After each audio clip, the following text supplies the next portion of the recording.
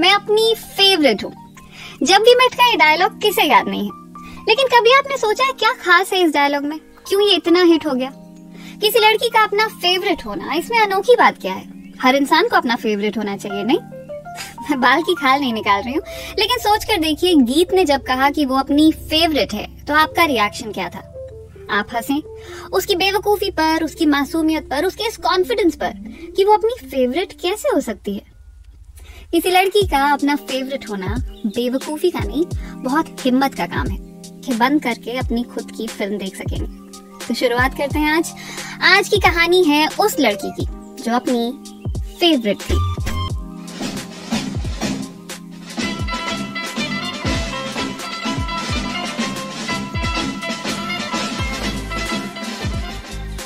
आज की कहानी के लिए ले चलती हूँ आपको मेक्सिको।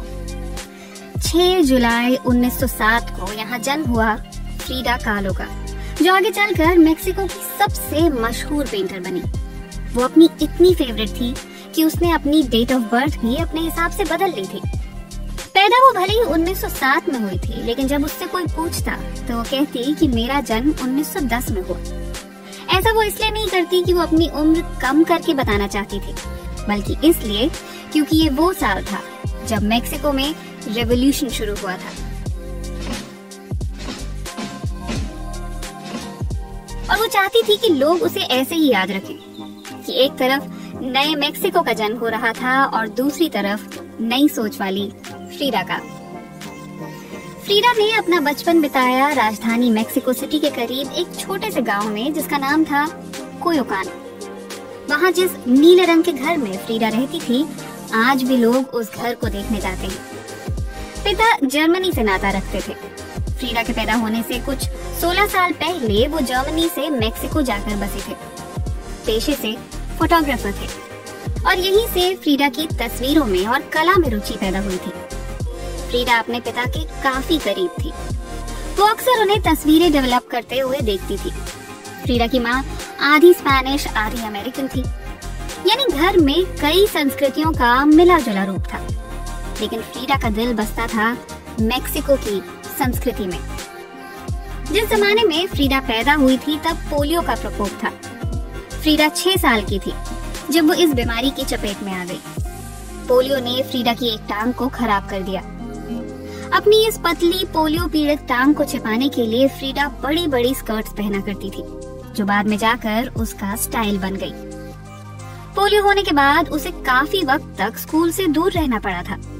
जब लौटी तो बच्चे उसका मजाक उड़ाते, उसके साथ खेलने से कतराते। उस वक्त फ्रीडा के पिता ने उसका बहुत साथ दिया। उस जमाने में लोग पोलियो पीड़ितों को खेल कूद से दूर रखते, इस डर से कि कहीं उनकी टांगें और खराब ना हो जाएं। लेकिन फ्रीडा के पिता ने हमेशा उसका हौसला बढ़ाया। न सिर्फ उसे खेलने कूदने के लिए प्रोत्साहित किया, बल्कि बॉक्सिंग की ट्रेनिंग भी कराई। लेकिन पोलियो फ्रीडा की मुसीबतों की बस शुरुआत भर था। आगे भी उसकी जिंदगी में एक के बाद एक ट्रेजेडी होती चली गई। 17 सितंबर 1925। फ्रीडा की उम्र तब 18 साल थी। शाम को अपने दोस्त के साथ स्कूल से घर लौट रही थी। बरसात का दिन था, बादल घिरे हुए थे। बस में बैठे हुए अचानक से उसे ख्याल आया कि शायद छाता कहीं भूल आई है। छाता ढूंढने के चक्कर में दोनों लोग बस से उतरे, वापस गए। छाता तो नहीं मिला। सोचा चलो दूसरी बस लेते हैं और घर जाते हैं। लेकिन इस बस की किस्मत में एक बड़ा हादसा लिखा था। गीली सड़क पर बस फिसली और सामने से आ रही ट्राम से जाकर टकरा गई। टक्कर इतनी बुरी तरह हुई कि ट्राम बस को कई फीट तक घसीटती हुई ले गई। कई लोगों की मौके पर ही जान चली गई। फ्रीडा की जान तो बच गई, लेकिन एक लोहे का सरिया उसके शरीर में घुस गया। ये रेलिंग का टुकड़ा था जो फ्रीडा के कूल्हे में एक तरफ से घुसकर दूसरी तरफ निकला था। फ्रीडा के दोस्त ने उसे हाथ से खींचकर बाहर निकाला था। शायद उसे नहीं निकालना चाहिए था, क्योंकि सरिये ने फ्रीडा के पेट और यूटेरस को चीर दिया था। इतना ही नहीं, फ्रीडा को और भी कई चोटें आईं। उसकी रीढ़ की हड्डी जगह जगह टूट गई। जो टांग काम करती थी उसमें 11 फ्रैक्चर हुए। कंधे अपनी जगह से हिल गए। Collar bone, rib cage, pelvis सब टूट गया। इस सब की वजह से उसे जिंदगी भर एक के बाद एक 35 ऑपरेशन कराने पड़े। हालांकि पूरी तरह वो कभी भी ठीक नहीं हुई। पूरी जिंदगी उसे दर्द में ही बितानी पड़ी। इस एक्सीडेंट ने फ्रीडा की हड्डियां जरूर तोड़ दी थी, लेकिन उसके हौसले नहीं। वो 1 महीना अस्पताल में रही और उसके बाद कई महीने घर के बिस्तर पर। तब तक फ्रीडा डॉक्टरी की पढ़ाई करना चाहती थी। साइंस और खासकर बायोलॉजी में उसकी काफी रुचि थी, लेकिन इस हादसे के बाद उसकी पढ़ाई छूट दी गई और वो समझ गई कि अब डॉक्टर बनना तो मुमकिन नहीं है। उसे समझ आ गया था कि उसकी जिंदगी अब हमेशा के लिए बदलने जा रही है।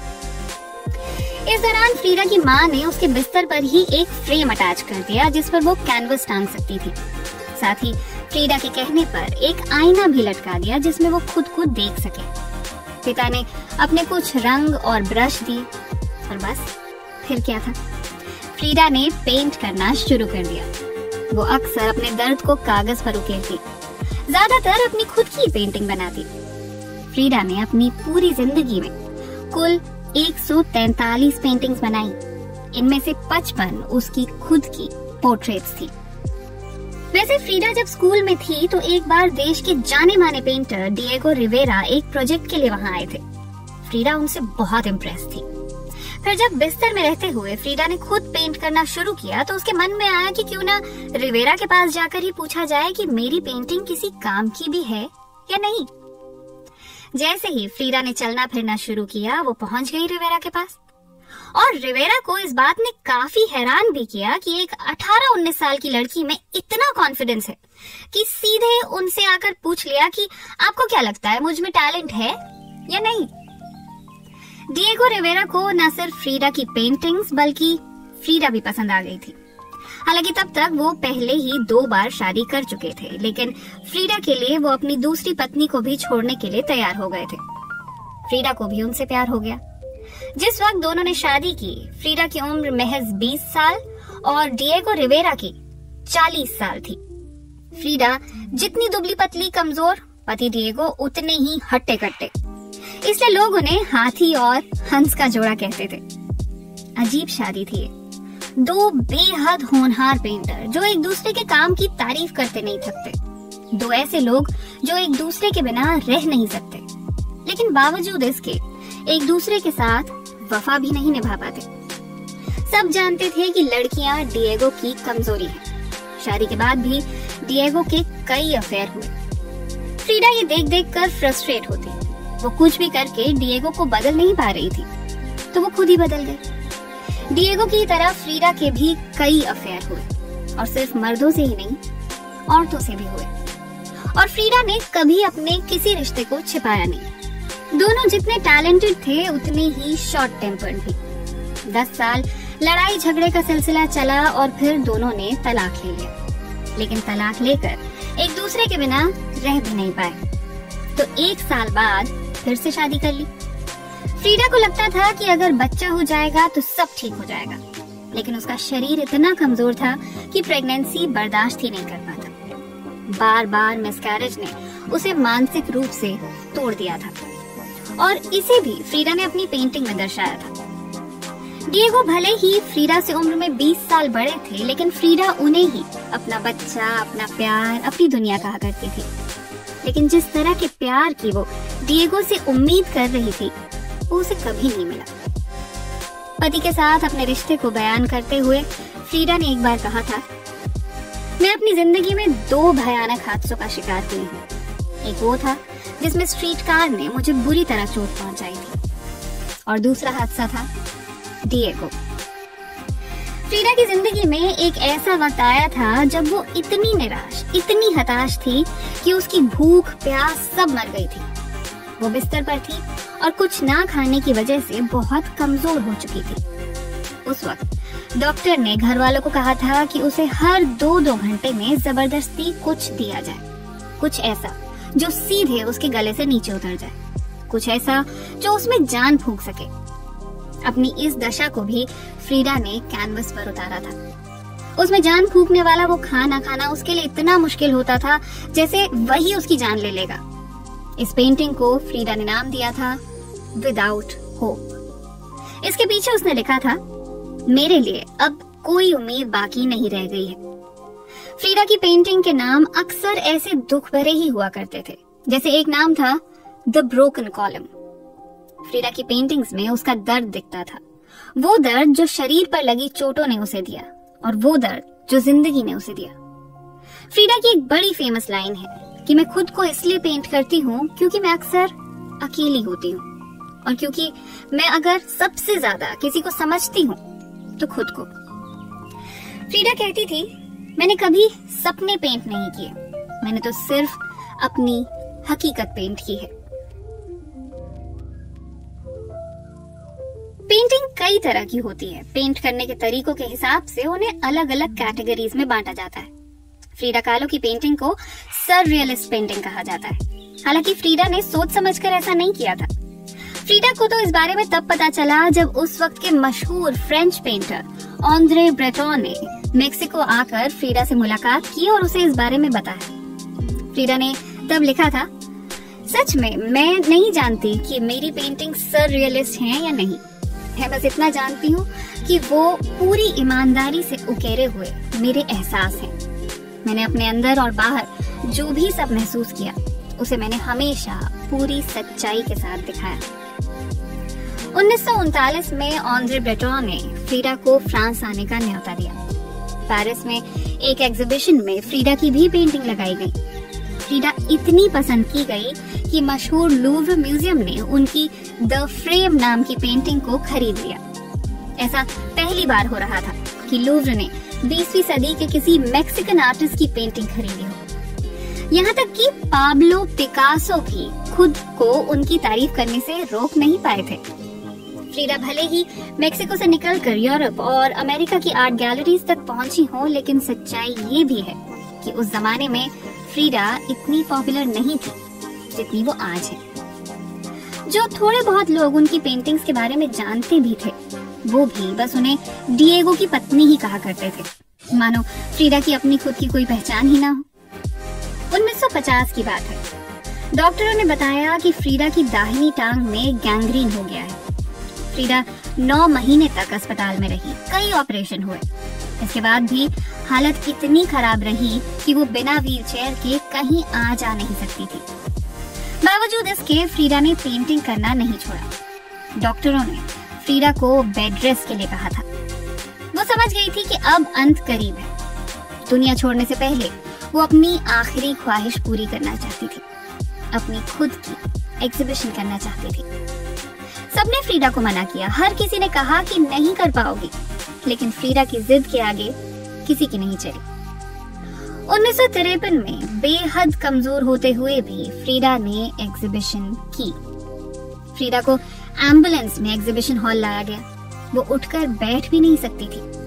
स्ट्रेचर पर लेटे हुए उसने एंट्री ली और पूरा वक्त लेटे लेटे ही लोगों को देखती रही। इसके कुछ महीने बाद फ्रीडा की गैंग्रीन वाली टांग को काटना पड़ा।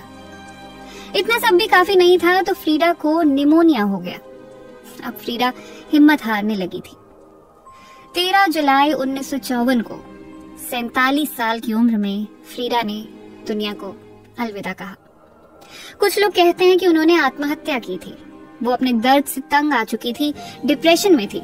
शायद इसलिए उन्होंने अपनी दवाओं की ओवरडोज ले ली थी। मौत से कुछ दिन पहले फ्रीडा ने अपनी डायरी में लिखा था, उम्मीद करती हूँ कि विदाई खुशहाल होगी और ये भी उम्मीद करती हूँ कि दोबारा कभी लौटना नहीं होगा। कई सालों बाद डिएगो रिवेरा ने अपनी आत्मकथा में लिखा था, जिस दिन फ्रीडा गुजरी वो मेरी जिंदगी का सबसे दुखद दिन था। मुझे बहुत देर में ये बात समझ आई कि मेरी जिंदगी का सबसे खूबसूरत हिस्सा फ्रीडा के लिए मेरा प्यार ही तो था। दुनिया के सामने फ्रीडा का टैलेंट पहुंचा उसकी मौत के कई सालों बाद। 70 के दशक में अचानक ही फ्रीडा का क्रेज जगा और वक्त के साथ ये क्रेज बढ़ता ही जा रहा है। 2016 में फ्रीडा कालो की painting 2 Nudes in a Forest $8 million में बिकी।